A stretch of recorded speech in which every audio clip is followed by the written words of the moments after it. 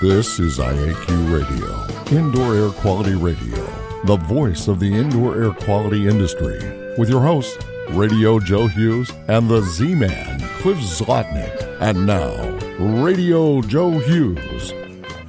Good day and welcome to IAQ Radio Plus. This week is episode 609, and we're going to have Dr. Jay Portnoy joining us. He's a allergist and leader of one of the group sections at the Children's Mercy Hospital in Kansas City. We're going to talk a little bit about COVID and then a good bit on mold health effects. So we'll be right back after we thank our sponsors. We couldn't do the show without our sponsors, and our newest sponsor is Gray Wolf Sensing Solutions. Check them out at wolfsensing.com. Our marquee sponsor, Instascope, the future of IAQ assessment, unlimited sampling with instant results at instascope.co.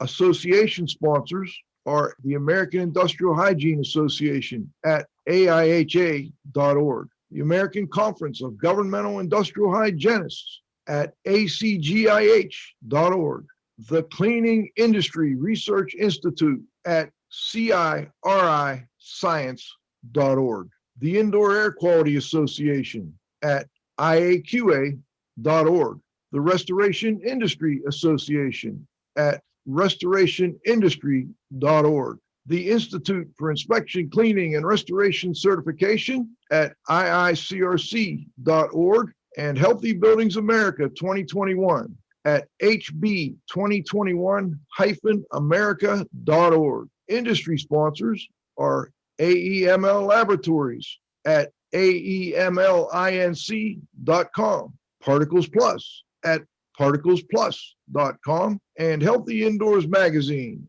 at healthyindoors.com. And now you can win a cool prize. It's time for the IAQ Radio Trivia question. Be the first to correctly answer. Simply email your answer to czlotnick@cs.com. Or if listening live, just text your answer from your computer. And now, here's the Z-Man. Hello, everyone. Thanks for listening to IAQ Radio. The IAQ Radio Trivia question for today, Friday, December 11, 2020, has been sponsored by Ideas, a solution chemistry company providing unique solutions to odor removal, surface cleaning, and decontamination problems. Here's today's IAQ trivia question. What is the origin of the term pediatrics? Back to you, Joe.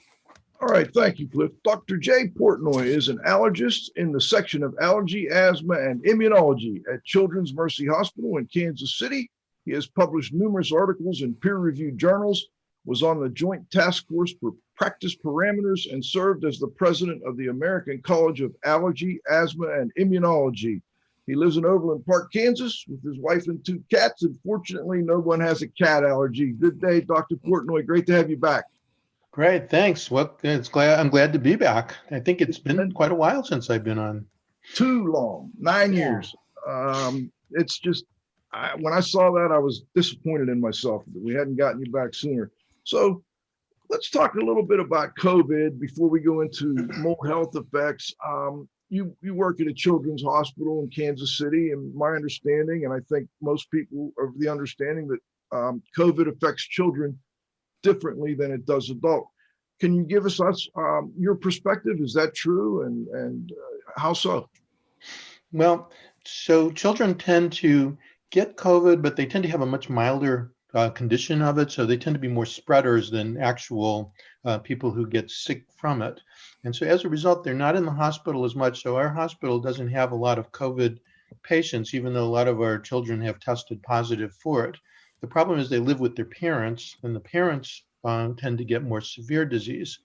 If you looked at the FDA advisory panel yesterday, one of the representatives from the CDC went through all of the statistics, and it really affects people 65 and older. Particularly, they're 3 to 4 times more likely to be hospitalized and even to die from it than people who are younger. Children are much less likely to have that problem. As a result, we've made our hospital available to other hospitals to offload any of their younger patients to our hospital so that they can take care of the COVID patients, because the other hospitals in the Kansas City area are completely full. The ICUs are full. They're bursting at the seams. Our hospital isn't quite full, so we're willing to take on any of the excess patients that they can't handle so that they have room for the COVID patients. It's very interesting. A part of the news that came out yesterday was that there was some concern about 16 and 17-year-olds and whether or not there had been enough, I guess, testing in that age group to include them in the vaccination. And that led me to think, well, what about children younger than that? You know, you're 15 down to your infants. Are they not included and never will be included in this vaccination program? They will eventually. The problem is that the FDA tends to do things in stages. So they usually study new drugs, new vaccines, and so on, in people 18 and older. That's usually the cutoff. And then people 12 to 18 are considered to be adolescents. And then 6 to 12 is children. And then less than 6 is preschoolers. They're the last ones to be studied. So they usually study the adults first because they're considered to be the most robust. They're less likely to have harmful effects from new medications or vaccines than the very young people. In this case, with COVID-19, they studied it down to 16. I think part of that was because that's the European age group rather than the American age group, which is 18. And so they didn't tend to have as many people between 16 and 18 in the study as in the older groups. That's partly a function of the cost types of places that did the research. They tended to be adult facilities where 16-year-olds didn't go. There was no evidence that 16-year-olds had a problem with the vaccine. They seemed to respond perfectly well to it. So I don't have any concern about 16-year-olds getting it, but some of the people on the FDA advisory panel wanted to voice that concern. I think if their vote had derailed it and it wouldn't get approved, they probably wouldn't have voted that way, but they voted that way just to send a message to the FDA that they did want them to pay attention to how it works in younger people. I'm glad you expanded on that, because one of the questions I had was, you know, if it's not good for 16 and 7, if 4 people voted against it, did that mean they thought there were problems? It sounds like no, they just thought there was a need for more research in that age group. Yeah, and the urgency for vaccination in much younger people isn't as great because they tend not to get as sick. But on the other hand, it's very important to get them vaccinated so they don't spread it to the adults. Sure. The problem is we don't know if vaccination is going to prevent asymptomatic carrier state. So you might not get the disease, but you might still be infected with it and transmit it. The data that they showed yesterday, though, suggested that's probably not what's going to be the case. Probably in January or February, they'll have more information about that to make definitive statements, but it looks like it probably is not going to be something that would transmit asymptomatic people if you've had the vaccine. Okay. Cliff, did you have a question? Follow up? I did actually, Doctor. A good friend of ours, a family friend, is a nurse here in Pittsburgh. And one of the things that she's noticed at her hospital with younger people is they're coming down with 2 things at the same time: COVID and something else, COVID and flu, or COVID and something else. And it's been really tough on some of these kids. I'm wondering if you could comment on that and whether you're running into the same thing in Kansas City. And that's pretty much the norm when kids come to the emergency room with an asthma attack, for example. It's usually triggered by a cold. They do a viral panel where they test for a whole bunch of viruses. And it's not uncommon to test positive for 2 viruses. There's no reason why, if they're out there, you can get exposed to it. If you get 2, that's probably going to cause more of a problem than if you just have 1. So I'm not surprised that that's something that they found. You know, when we talked earlier in the week, you mentioned that you've been doing a lot of reading about historical epidemics and pandemics, the flu in 1918. Yeah. What have you learned that helps us better understand today's situation? I learned that what goes around comes around. Basically, history always repeats itself. 1918 pandemic, it was called the Spanish flu, started in Fort Riley, Kansas, of all places. It was the military base there. The soldiers got it. It was a fairly mild disease. They then got drafted to go to World War One. They called it the Great War back then. They didn't know there was going to be a World War II, so they didn't give it a number. They went over to Europe, and as they got to Europe, they started to infect the troops from the other countries. So the British troops got infected, and then they started having problems, and then the French troops got infected, and eventually the German troops got infected too. And as the infection spread, it mutated and became more lethal. So it was a much more dangerous virus over in Europe, and it led to the end of World War I. Basically, it was an entrenched war. The war wasn't ending. It was just sitting there in stalemate, and then everybody got sick. All the soldiers were so sick they couldn't keep fighting the war, and that's what led to the armistice, where they had to end the war. Pandemic ended World War I. It's really fascinating. When the soldiers came back to the United States, they spread the virus to all of the cities that they were discharged to. They went back to their local communities, and there were a tremendous amount of disagreement about this. It was, first of all, it was illegal to cover the influenza pandemic. If you look at newspapers from 1918, 1919, they don't mention it at all because they wanted to keep it a secret. They didn't want the enemy troops to know that our troops were suffering from this virus. And the Germans, the other side, did the same thing. So there was no coverage of it. It was a pandemic that didn't exist except in Spain, because Spain was not a participant in World War I. So they didn't have any problem covering it. So their newspapers had it all over. And that's why we call it the Spanish flu. It didn't have anything to do with Spain. They're just the only ones that covered it. There were problems. The people in the United States did not want to wear masks. There were mask protests. People didn't want to distance themselves. They were having the same kind of discussion and battles then that we were having now. And there were different waves. The second wave, the third wave was the worst wave. It happened during the winter months in 1919. It was very similar to what's going on now. And then eventually the influenza burned itself out, but it continued to pop up periodically through 1957. So it didn't actually go extinct. It just had infected enough people that periodically it would just infect the new ones that hadn't already been infected. 57, it was knocked out by H1N3, which was a swine flu back in 57, another pandemic. So absolutely fascinating. Things always repeat themselves. Very interesting. What about the H1N1?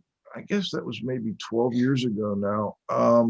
Seems like it was a big concern at first, but then it kind of burned itself out. Can you compare what happened with that and what's happening now with the COVID? H1N1 affected kids, did not affect adults, partly because adults who had lived through the pandemic of 57 had partial immunity to it. So they tended to be resistant. It was not a totally novel infection, but the younger people did not have any immunity to H1N1. So it became a pandemic.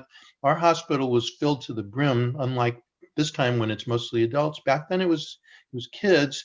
The death rate, though, wasn't that high. It was like 0.1%. It was similar to annual flu that we get today. It just that so many people had it that it was a big deal. And it did not stop during the summertime, which is very unusual for influenza. It started in the spring, lasted through the summer, into the fall. We eventually got a vaccine in late fall.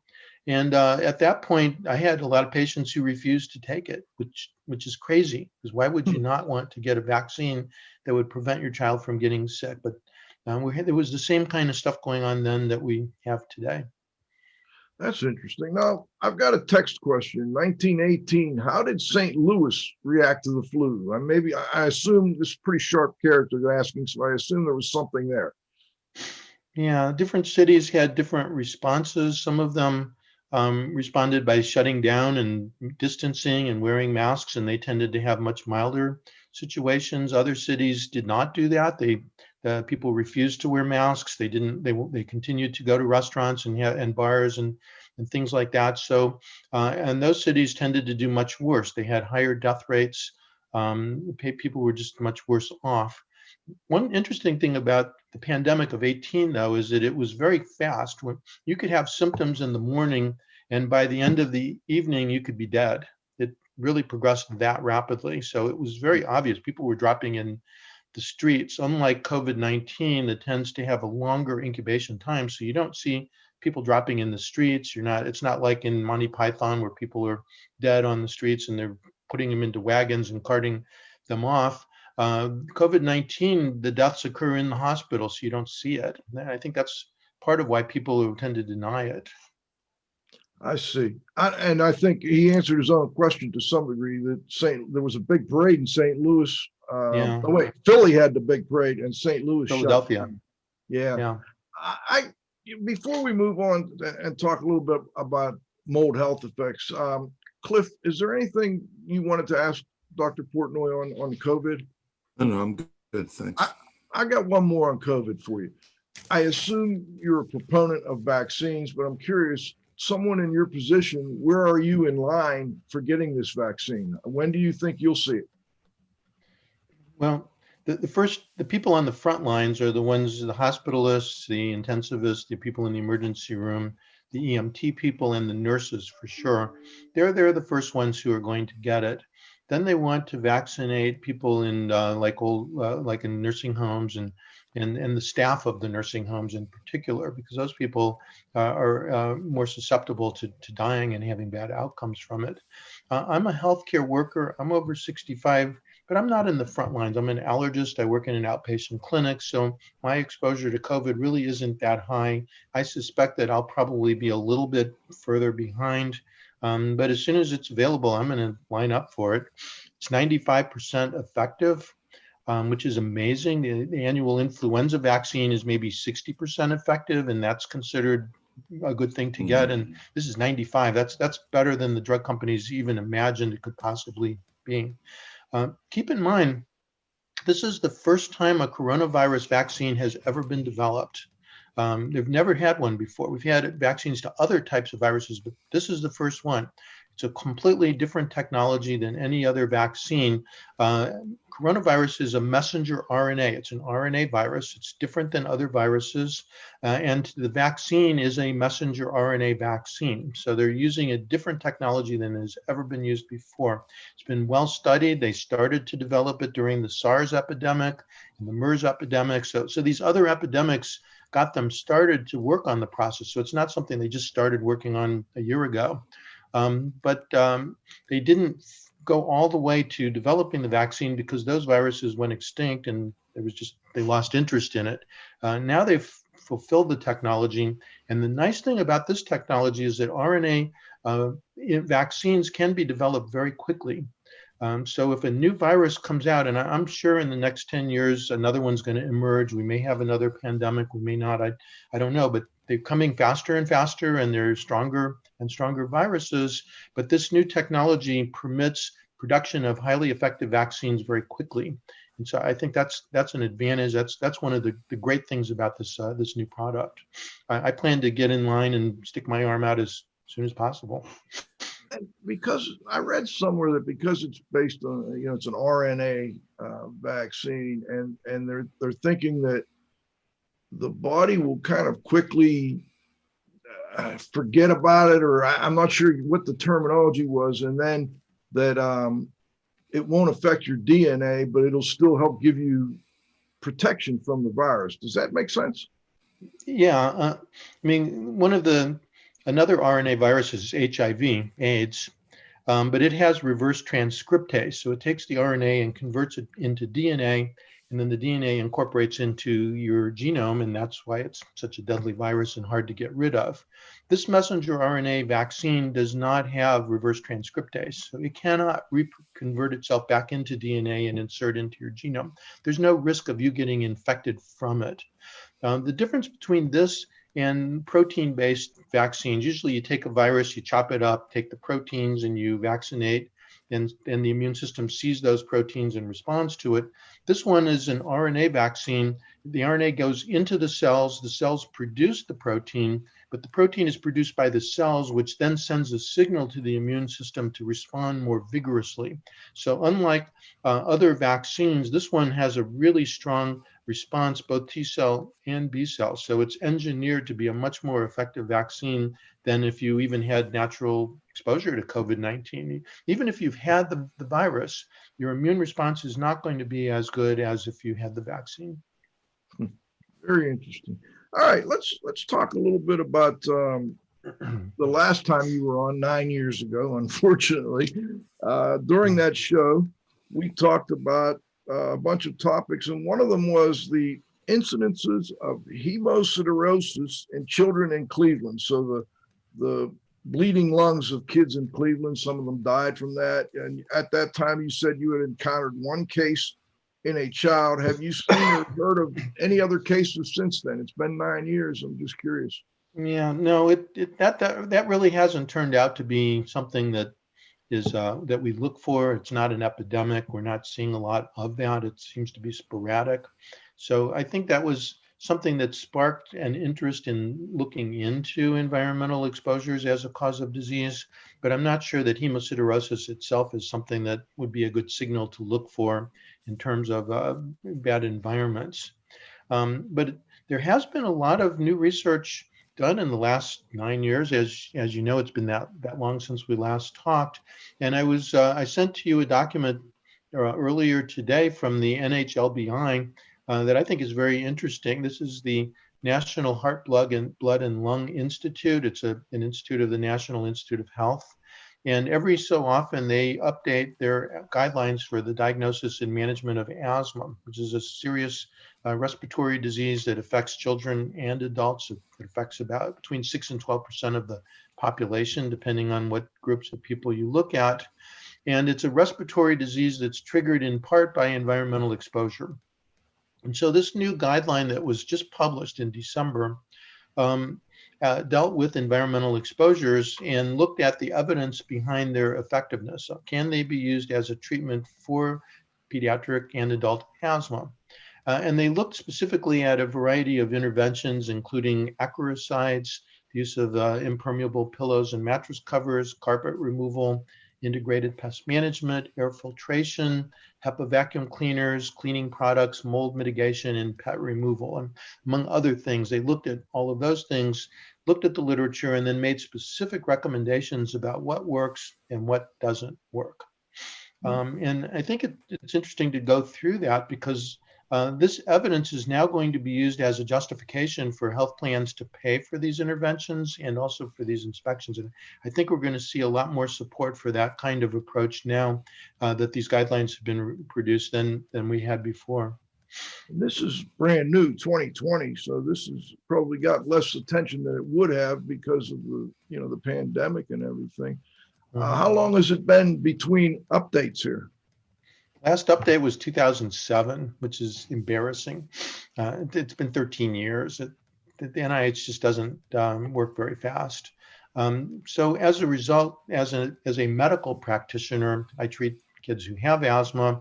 I go by the GINA guidelines. It's the Global Initiative for Asthma. It's an international set of guidelines. They're updated annually. They tend to focus more on medical management, although they have made some statements about environment and about allergy shots and the management of allergic diseases. But this guideline is considered authoritative in the United States, but of course, because it's a United States product. So that's why it's going to get attention of our healthcare resources here. And they made some interesting comments. For example, acaricides, the stuff that you broom on your carpet to get rid of dust mites doesn't make any difference. There's no evidence that it works. And we knew that because the dust mites see the acaricide coming and they crawl to the bottom of the carpet where the acaricide doesn't get to. And when it's swept away, then they come back out. So it doesn't work. On the other hand, I want to clarify, it doesn't work with respect to getting rid of the dust mites. So obviously the kids are still going to have, allergic. Yeah, it doesn't get rid of the dust mites enough to help their asthma. I see. You can't use it to treat asthma. One other rule that they made is that if you have no allergies, if you're not allergic to these things, then exposure to these things, unless they're irritants, is probably not causing harm, so there's no reason to get rid of them. You don't have to get rid of your pets if you're not allergic to the pets. So only get rid of things that you're allergic to. So allergy testing is useful, but if you are allergic, then some interventions really do help. For example, the impermeable pillows and mattress covers, there is pretty good evidence that they can be used as part of a strategy for reducing exposure and improving asthma. So they do help. Integrated pest management is probably one of the most effective things for pest control, cockroaches and rodents. Air filtration, on the other hand, doesn't really seem to do much. And part of that is because a lot of these allergens are only intermittently airborne, so the filters aren't removing them until they are airborne, so it's an issue. And so vacuum cleaning with high efficiency vacuum cleaners does work because you're stirring it up and filtering it out that way. Cleaning products, there's really not much evidence for that, but there is evidence for mold mitigation, reducing humidity, getting rid of molds, using chemicals to remove molds, and so on. And pet removal is something I think we probably should spend a minute talking about, a new approach to treating cat allergy that I think you might find very interesting. Let's do that now. About a year ago, I was invited to Geneva, Switzerland, to see a presentation of a new product that Purina Corporation came out with. I own no stock in Purina or Nestle, the parent company, although I do like their chocolate. And they gave us chocolate in Switzerland. They've come up with a way of treating their food, this cat food, with a substance that gets rid of the cat allergen. So if you feed it to your cat no longer produces allergens that can cause harm. Wow, that's So fascinating. I thought that was absolutely fascinating. How in the Cats, world? say what? It doesn't seem to make logical sense that you can do that, but I guess there's some mechanism there that does it. Here's how they do it. Cats make a major allergen called FeLD1. It's in their sebaceous glands. They secrete it out onto their fur. They lick themselves. They spread it. It spreads all over your house. Causes significant allergy symptoms in people who have cat allergy. I mentioned it earlier. We have 2 cats in our house, but none of us are allergic to cats. But if we were, we would have to get rid of them or do something drastic in order to treat our cat allergies. So what they did was they took FeLD1, this major cat allergen, and they immunized chickens, hens, and the hens then produced a bird antibody called IgY. And when birds make an antibody, they produce it and it goes into their eggs. And so the eggs have very high concentration antibody against FeLD1, and they take the eggs that these hens laid and they put it into the cat food. So when the cat eats the food, the antibody neutralizes the FeLD1 cat allergen, and then the cat allergen doesn't cause any problem. It's interesting. I haven't seen that. You would think they'd be advertising that. I haven't seen much. Do you know why? Well, they're not very good at advertising it, but Okay. I have seen it at PetSmart. They have it. It's called Free and Clear or something like that. Interesting. What other, you talked about using HEPA vacuums for dust mites, and I'm wondering, are there any other interventions that, we recommend that people wash their sheets and so on in hot water? Does that seem to help? What other things seem to help? I think it's a bigger problem than people realize, this whole dust mite allergen. Yeah, so dust mites, as you know, are these little acarids. They're little insects related to spiders, I guess, but they're very small, and they're mainly made out of water, and they produce little fecal pellets. They're about 5 microns in size. The fecal pellets are pretty heavy, so they tend to settle out, and they're in the carpeting, and when they stir up, then you inhale them, and they cause significant allergy. Dust mites produce lots of allergies in their poop. That's what you're breathing. So strategies to get rid of dust mites include the impermeable pillows and mattress covers that keeps the mites basically from getting into the mattresses. If you can keep them on the outside surface, you can wash them off, and then they can't get inside where all of their food is located. Mites eat skin cells and mold and other debris that is inside of mattresses. So that's an effective strategy. The acaricide in the carpet doesn't work because it just doesn't get to where the dust mites are. The other approach that's commonly used is dehumidification, because these dust mites are made out of water, and if the air is really dry, they shrivel up and then they don't survive very well. So you got to keep the humidity down below 30%, ideally 25% or so, before the dust mites really go dormant and stop reproducing. In terms of the air filtration, the problem with that is that the pellets tend to be on the ground. They're not in the air because they're heavy, they rain out. And it's only when you sit down on the upholstered furniture or you walk across the carpet that you stir it up, it gets airborne, then the air filter can remove it, but then it settles down again and then the air filter can't remove it anymore. And so that's why the air filtration units are not all that effective for removing dust mites. You know, I'm glad you mentioned that the dust mites can't get down through the covering. What about the pellets and the broken up fecal pellets? Does the impermeable sheets help protect from the exposure that way as well? It seems to. It's got to be very tightly woven. It can't be plastic because then you sweat and it's who wants to sleep on plastic, but a tightly woven material that has a weave that's tighter than the size of the pellets can be very effective in preventing the dust mites and their fecal pellets from getting through. So that has been shown to be effective. In terms of laundry, you mentioned the bedding and the hot water and all of that. Yes. The idea behind that was you would take the bedding and put it in hot water, and that would scald the dust mites and kill them. It turns out you don't really need to scald them. You can just drown them. So warm water is perfectly fine at getting rid of dust mites. It doesn't need to be hot. And the reason that was a controversy was families were setting the temperature of their water heater high enough to kill dust mites, and then kids were getting scalded because if they turn the hot water on, it's too hot. So it's now recommended that you turn the temperature of your water heater down some so that it's not at a scalding temperature, and it won't be high enough to scald the dust mites, but it'll drown them and it'll work just as well. Fascinating. All right, we've got to stop here and thank our sponsors. We're going to take our halftime break. We'll be back. We're going to talk a little bit more about mold and mold health effects in this new document when we get back from the second half with Dr. Jay Portnoy. Our marquee sponsor, Instascope. Do more jobs faster with the future of IAQ assessment technology. Unlimited samples, instant results, and cloud-based data at instascope.co. Our association sponsors are the American Industrial Hygiene Association, Healthy Workplaces, A Healthier World at AIHA.org, the American Conference of Governmental Industrial Hygienists, Advancing Careers of Professionals in Environmental Health, Industrial Hygiene, and Safety, interested in defining their science at ACGIH.org, the Cleaning Industry Research Institute. See more deeply through science and research. Learn more at CIRIScience.org. That's CIRI science.org.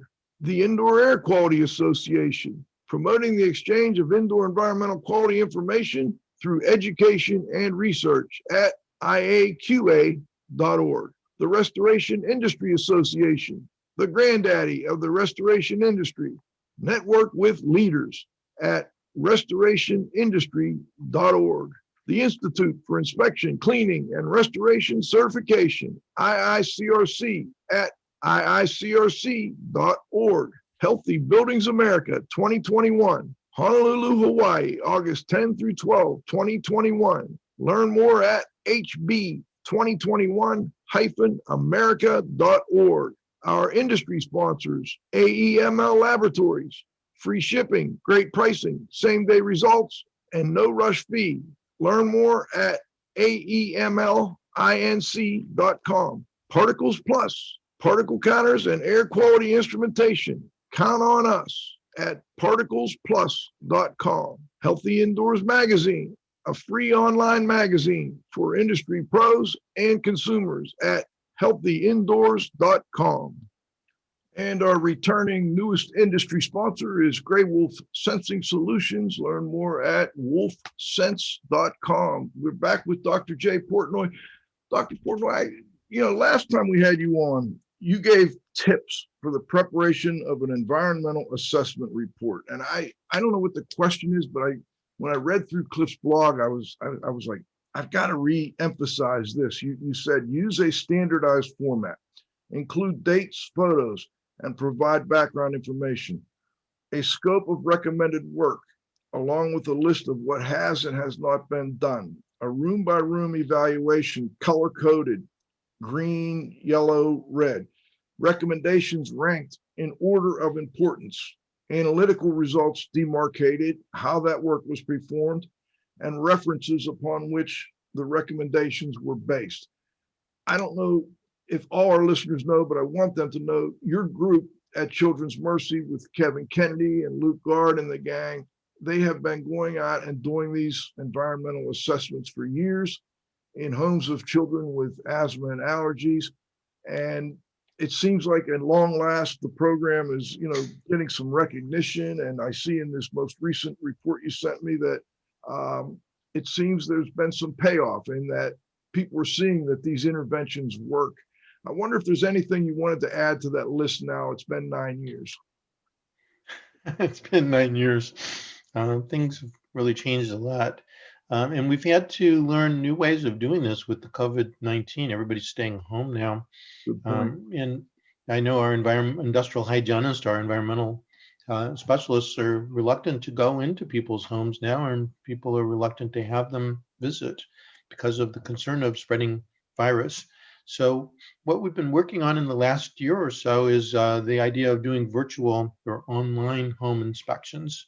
So rather than going out to the home, have the family log in with a video device, a smartphone or an iPad or some tablet, something like that. And then we can have them take us on a tour of their house and just do a home walkthrough and inspection, have them hold us the camera close to things that we have concerns about, and talk with them about how they live and learn how their environment is without actually going to the home. If we need to do sampling, we can ask them to collect samples and then mail them to us, and we can do the analytical work that way without having to step foot in the home. We've developed a protocol. We're doing a study now to try to demonstrate whether that effectiveness is the same as an in-person visit. It's kind of on hold now because in the past we were doing the in-person visits and we were trying to get set up to do the online visits to compare the two. Now we can do the online visits, but people don't want us to do the in-person visits. So we've got to wait until we can do both kinds of visits to really do a good comparison. But we're hoping to be able to document that the effectiveness of home inspections virtually is as good as doing it on the ground in person. I believe Kevin and in a previous conversation with him, we were talking about, and maybe it was someone else, but it seems to make sense to me, trying to zero in on geographical locations based on, the type of home built there, the age of the homes, how likely it is there are going to be environmental issues related to allergy and asthma. Have you been doing any more on that? Well, Kevin, we're talking about Kevin Kennedy. Yes. He's done a tremendous amount of work with the Kansas City Health Foundation. They've actually got him line itemed as a item budget on their annual budget now. They contain a database of the Kansas City metropolitan area where apparently every few years they've gone around and surveyed every home in Kansas City. And they've taken pictures of it and they've graded it in terms of environmental, the quality of the roof and how the yard looks and the windows and the doors, everything that you can look at from the outside. And they do that repeatedly every few years so that we've got not only a snapshot of what the entire Kansas City housing community looks like, but we have it over time. So you can actually play a little video and see how it evolves as time goes on. And I've seen that. It's absolutely fascinating. They've geocoded each of the houses now. So rather than just being based on a zip code or a precinct or something like that, they've got it down to the individual house, where they're located, how they're related to each other, what the relationship is to highways, factories, other sources of pollutants. And they're able to compare that with the results of indoor inspections that we've done in a lot of these houses to validate how the outdoor informs what the indoor is, and can you use the outdoor to predict problems in the indoors, and there does seem to be some correlation between the two, although it's certainly not perfect. I'm curious. First, I have a text question. Let me get this one. Very interesting about the Purina development. Is anyone working on something similar for dogs? Do you know? Well, that was the first question I asked. The research guy, his name is Ebenezer. He started with cat because FeLD1 is the major allergen. People who are allergic to cats are clearly symptomatic when they're exposed to it. The deal with dogs is that dogs have several allergens, and they all seem to be important. There's this prostatic allergen that's produced only by male dogs. So if you're allergic to that, then getting a female dog, you wouldn't have a problem. CANF1 is a major dog allergen, but there are other dog allergens as well. And so there doesn't seem to be a single dominant allergen. So in order to make this work, they would have to immunize the hens against several different dog allergens, and then use that in the product. I've recommended that they do that, and I think they're looking into doing that kind of work, but they wanted to see how the cat allergen was received first, because that's clearly a much more important and dominant allergen than dog allergy. There are numerous triggers for people with asthma, and one that we talk a lot about is mold, and I think it gets a lot of attention. Do you think it gets more attention than it deserves with respect to allergy and asthma? Well, probably. Partly because I think it tends to eclipse other things that, at least in kids, are more important, such as viral infections.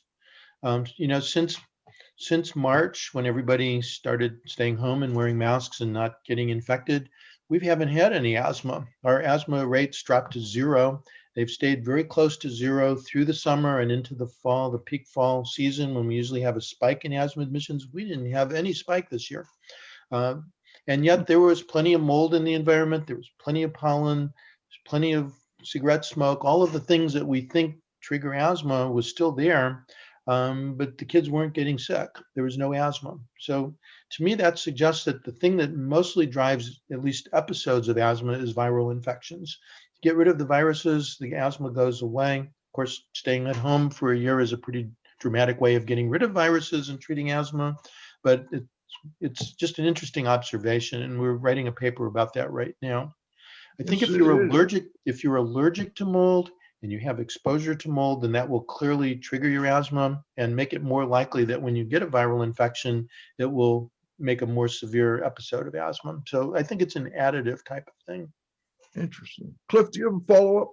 I do. I was just thinking about the follow-up on Mr. Newman's question about the dogs and so on and so forth. It would seem that there's almost like a double whammy. They've got 2 out of 3. FDA's Food and Drug Administration, and it would seem like this specialized cat food or whatever, it's a food, and then they're messing with it, by adding stuff to it. So it would seem to me that there'd be like a lot of government loopholes and stuff that they may need to go through and jump through a lot of hoops in order to market it.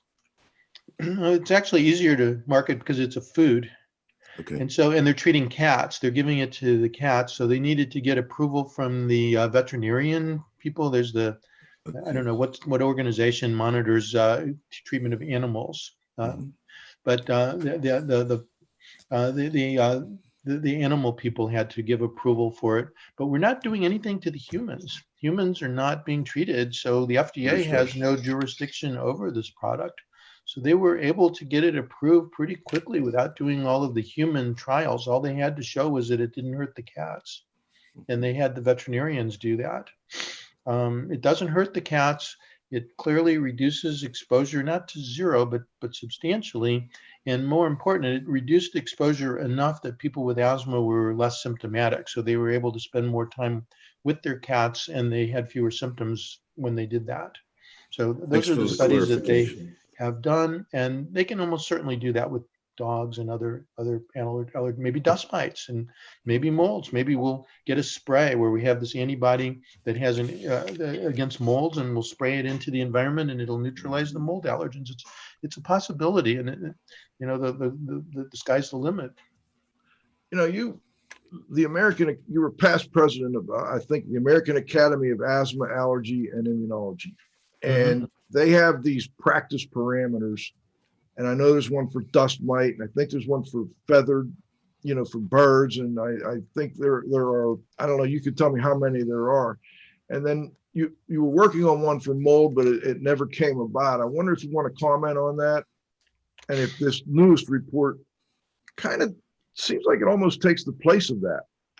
Yeah, pretty much. Well, this report is not a mold specific one. We were working on a series of guidelines that were specific to particular aeroallergens. So we had one on dust mites and rodents and cockroaches, and we had one on molds that we wrote, but it was so long and complicated because mold isn't one thing. It's 1,000 different species. Each one could kind of have its own practice parameter. And that's the problem with the mold. So it was decided, rather than writing a single monster practice parameter, we would break it up into smaller documents. And so I think we had like 6 papers in a themed issue of the Journal of Allergy that dealt with mold. And though it wasn't called a practice parameter, it served the same function. It's just such a broad and big topic that you can't cover it in a single parameter. We did a show on that Journal of Allergy and Clinical Immunology, and I'll have to put that in the blog, Cliff, so that people can go back and look at that one as well. As far as mold health effects, you've looked at not just allergy and asthma, but obviously there are other things blamed on mold, and I'm just wondering what your general thoughts are. Do you think there are other types of reactions that people have that are not necessarily allergic reactions that cause them a lot of problems when they're living in a moldy home? Well, yeah, I think so. There's evidence that just living in a damp environment by itself increase your risks of having morbidity from asthma and other respiratory problems. So just a damp environment in and of itself, it's got to be damp enough to support the growth of microorganisms such as mold and bacteria and other things. So that has been clearly shown to be a risk factor. If you make it less damp, if you remediate it, then your risk goes down. So there's a connection there. Now, whether mold is the reason why that's the case, that's the next question that has to be asked. And it's much more difficult because when you get rid of dampness, you're not just getting rid of mold. You're getting rid of dust mites, you're getting rid of bacteria, you're getting rid of lots of other things that could be involved in causing health problems. So that's not a single thing. And that's part of the problem with dealing with mold, is that all of the interventions that deal with mold don't get rid of just mold. They get rid of other things.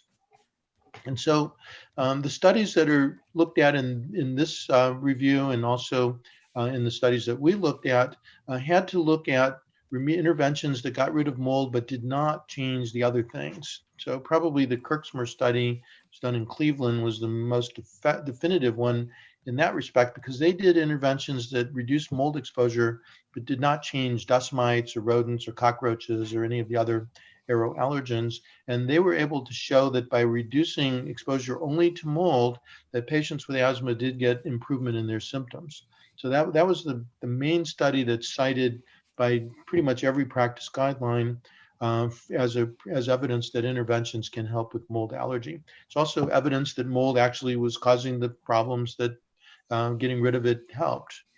And that was specific to asthma and allergy, or were there other symptoms as well? Well, it was asthma study, so respiratory diseases. These are people who had allergy to the mold. If you're not allergic to the mold, getting rid of it isn't as helpful. So, that's one of the difficulties in doing these studies, is that you really want to study people who have allergy to mold. What about people who don't have allergy to mold? Can mold cause harm with them? It turns out that some of the substances produced by molds trigger an inflammatory response in the innate immune system. So even if you're not allergic to mold, you can still have inflammation from certain parts of mold that get produced into the environment, things like ergosterols and endotoxins and things like that. And so mold is a much more complicated thing than most people realize. I think those of us in the business know how complicated it is, but it's almost it's a daunting task to try to tease these things apart and figure out how much each of them contributes. It really is. And one of the kind of in the indoor environmental quality world where, IEPs, indoor environmental professionals, are doing this type of work, they're running more and more into MDs that are recommending urine tests for mycotoxins. And I'm wondering if you have any thoughts on that. Yeah, the CDC actually released a report in 2016 in their MMR commenting that urine mycotoxin assays is a scam and that they're of no use at all. It turns out that I ran my own urine, and I had mycotoxins in my urine too, just wanting to find out, and I'm not sick. It has nothing to do with illness. It turns out that normal people have mycotoxins in their urine. It comes from food that we eat. The FDA actually has a permissible amount of mycotoxins that can be in food that you eat. It's usually in grain foods that have mold contamination. You eat the mycotoxin, goes in and is immediately excreted by the kidneys into the urine. And the fact that you're picking it up in the urine means that the body's working well at eliminating it, so it's not causing harm. So the mere presence of mycotoxins in the urine means nothing. And yet there are practitioners who will tell patients, oh, there it is, mold is in you. We've got to get it out of you.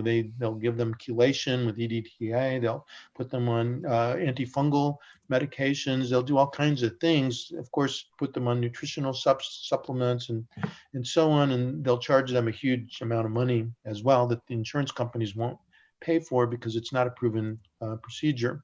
And I've seen patients who've come in with these reports demanding that I do something about it. And it's really hard to dissuade them of that. I basically have to just tell them that it's not something that I do and that they have to search elsewhere. And I'll give them a copy of the CDC report, but that somebody who's really committed and into a belief system, evidence is not going to change their mind. What about ERMI scores? Do you use ERMI, PCR ERMI scores? I assume you get the same thing, because some MDs recommend that both as background and clearance type of thing. Thoughts on that? Yeah, for some reason that became very controversial.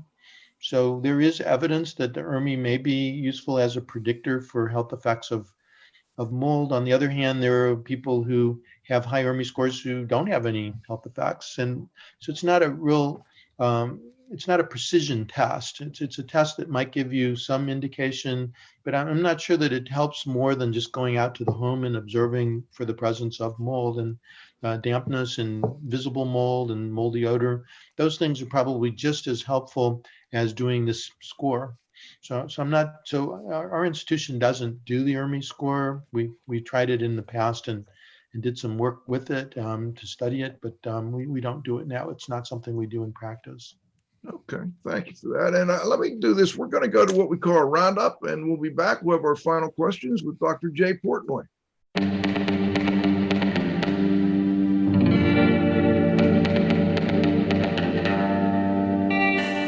Let's go back. I've got a text question. I'm not sure how to put this. Can concrete contribute to the proliferation of mold? I'm not sure in what respect. Any thoughts on that? What was the question again? Can what lead to concrete contribute to the proliferation of mold? So I guess using slab on grade type construction, concrete. Nowadays we're getting concrete walls. Any thoughts on that? Well, concrete is a porous solid substance. It's a mineral.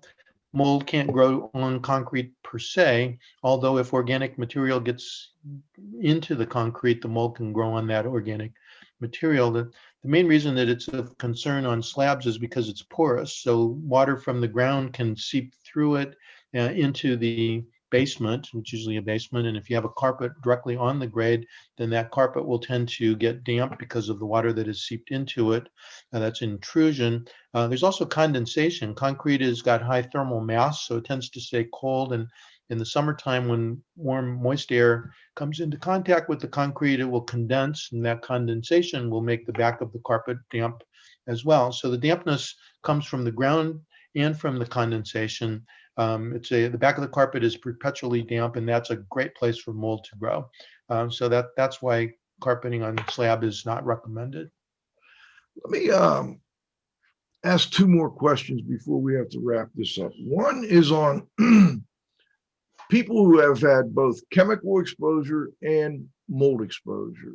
Have you looked at that at all and tried to figure, maybe someone who's had a chemical exposure, they work in, let's say, treatment of lumber, so they're exposed to a lot of chemicals during their work, and then they may live in a damp home. Have you looked at any synergistic effect between those two things? We haven't specifically. We only treat kids. Kids don't usually have a lot of chemical exposures, but I know that there are occupational exposures that can make your lungs inflamed, and if you also are exposed to something else that can cause inflammation, it seems obvious to me that would increase your risk of having problems. But that's something the occupational folks would be able to address more effectively. You led right into my next question, because I think inflammation is somehow kind of the key that unlocks a lot of the mysteries that we see around dampness and mold. Can you comment on how inflammation, first let's talk about what kind of symptoms can just inflammation cause in people? I mean, what does that lead to? Could it lead to things like difficulty thinking, brain fog, things like that? I guess inflammation in the brain can lead to that. In fact, one of the symptoms associated with COVID-19 is this brain fog that people have after they've had it. It's a systemic inflammatory disease. It's not just a respiratory infection. And there's kind of a brain fog that goes on for weeks to months afterwards in some individuals. So the symptoms of inflammation really depends on where the inflammation is located. In the lungs, the symptoms are pretty classical: coughing, wheezing, labored breathing, mucus production. Asthma basically is a sign of inflammation in the airways. That's why we treat it with anti-inflammatory medicines to reduce that, and the patients get better. Inflammation in other parts of the body can cause different symptoms. The brain, if it's inflamed, you can get the brain fog and other problems with cognition. Inflammation in the gastrointestinal tract, you get GI symptoms. So it really depends on where the inflammation is and as to what symptoms you're going to get. What about infection? I'm curious about, in particular, sinus infections.